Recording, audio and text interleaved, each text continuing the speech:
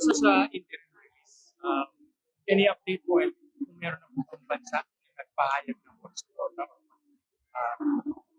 kanilong sa Yes, yes, sir.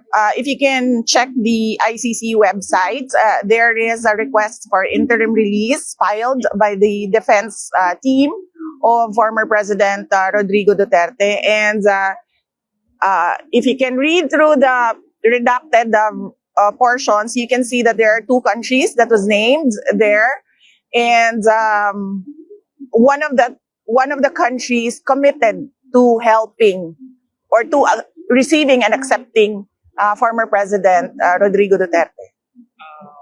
what are those? Unfortunately, sir, I cannot talk about the contents of that petition.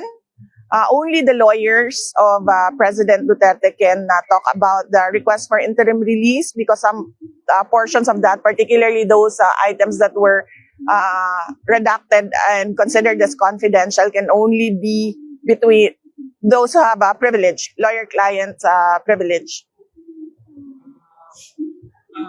Maiba naman po, regarding